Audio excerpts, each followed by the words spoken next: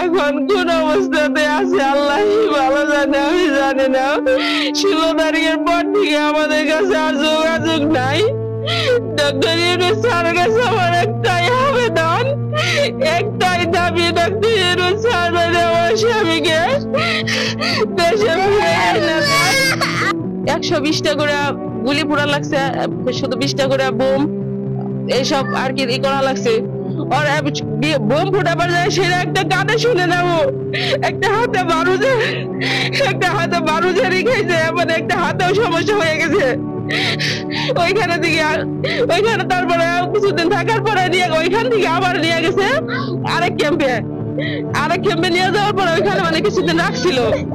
কিছুদিন রাখার পরে ওইখানে আর কি পাইতো, কথা বলতো, বাড়িতে বলতো যে এখানে খাওয়া কষ্ট, থাকা কষ্ট, এখানে অনেক সমস্যা। তারপরে আর কি মানে ওদেরকে কিছুদিন রাখছিল, যুদ্ধে পাঠাইছিল না। তারপরে এই 16 এপ্রিল তাকে সে সকালে ফোন বলে যে তাকে নাকি যুদ্ধে নিয়ে যাওয়া হবে, ফ্রন্ট লাইনে নিয়ে যাওয়া হবে। সে আর কথা বলতে পারবো কিনা বাড়িতে, সে আর বলছে যে আমি তোমাদের আর মুখ দেখতে পারবো কিনা, আমি আর কথা বলতে পারবো কিনা আমি জানি না। এখন আল্লাহ জানে, সবাইকে বললো আমার জন্য জানি দোয়া করে, আমি আর তোমাদের দেখতে পারবো কিনা, মুখ দেশে আল্লাহ নিব কিনা, আমার 3 বছরের মেয়ের মুখ দেখতে পারবো কিনা আল্লাহই ভালো জানে। এখন কোন অবস্থাতে আছে আল্লাহই ভালো জানে, আমি জানি না। 16 তারিখের পর থেকে আমাদের কাছে আর যোগাযোগ নাই। ডক্টর ইউনূস স্যারের কাছে আমার একটাই আবেদন, একটাই দাবি, ডক্টর ইউনূস স্যার আমার স্বামীকে দেশে ফিরিয়ে এনে দেয়। আমার এই বাচ্চা মুখের দিকে তাকাইয়া ডক্টর ইউনূস স্যার আমার স্বামীকে দেশে ফিরিয়ে আনে। আর এই মামুন নামের দালালের চক্রান্ত জানি আর কেউ না পড়ে দেশে, আর কেউ জানি এইভাবে রাশিয়াতে বা অন্যান্য দেশে কেউ জানি এইভাবে না যায়, সেটাই আমার আবেদন। ছেলে মোহাম্মদ নাজমুদ্দিন, ওকে আমি এক দালালের মাধ্যমে, এসপি গ্লোবালের মাধ্যমে, দালাল যে উনি বিজ্ঞানী কাজ করতো এগুলোর মধ্যে আমি তাকে বিদেশে পাঠাই গত 24 ডিসেম্বরে 15 তারিখে। আমার ছেলে রাশিয়া যায়, সেখানে আমাকে ভিসা দিছে। ভিসার মধ্যে লেখা আছে প্যাকেজিং, ফুড প্যাকেজিং ভিসা মধ্যে। কিন্তু ওখানে যে হীরা সে সেনাবাহিনীর সেনা ক্যাম্পে দিব করে বলছে, সেনা ক্যাম্পে না দিয়া ওনাকে নিয়ে গেছে দুবাই থেকে গেছে রাশিয়া। আর রাশিয়া থেকে যখন গিয়ে নামছে আমাকে কথা বলছে যে $200 লাগবে, সাথে দিয়ে রাখবো। পরে খেলে $1000 দিয়ে দিতে হবে। পরে আমি অনেক ঋণগ্রস্ত হইয়া ওই $1000 দিয়ে দিচ্ছি। 1000 দেওয়ার পরে যখন রাশিয়া নামছে ওই $1000 ওইখানকার দালাল সবই নাকি হেরা ওয়ার্কার থেকে ইটি নিয়ে গেছে, ফেরত দেয়।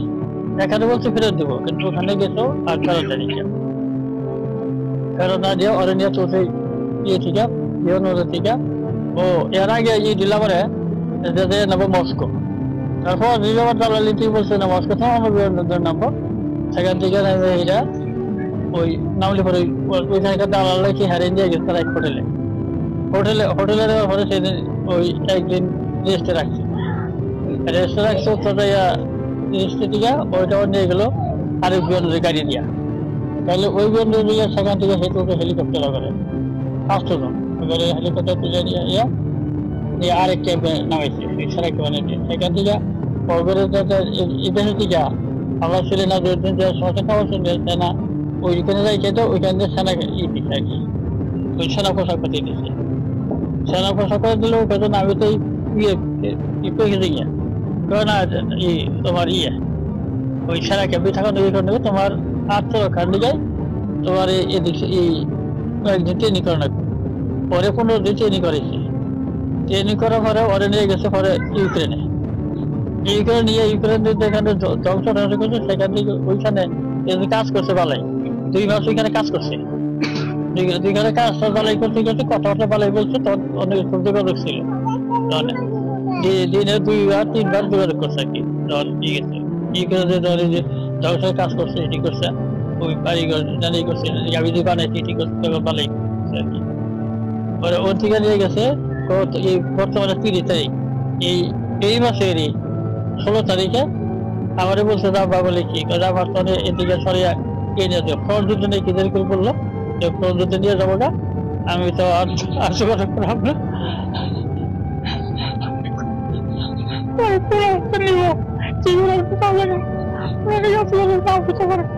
তাদের সরে গেছে আমি অনেক দিন ঘুরে আমার ছেলেকে সুস্থ আমার ফিরে দেখাতে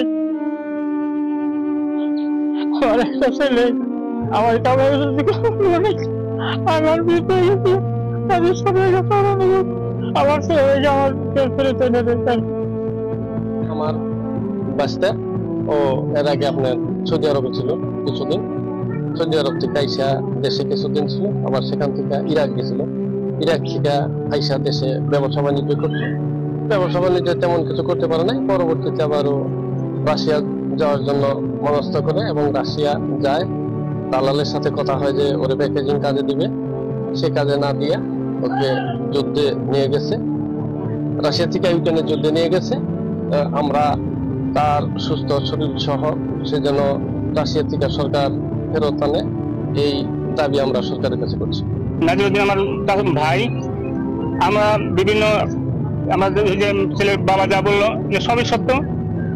আমরা সরকারের কাছে জোর দাবি করি যে আমার ভাইকে যেন মানে সুস্থভাবে আমরা দেশে ফেরত পাই।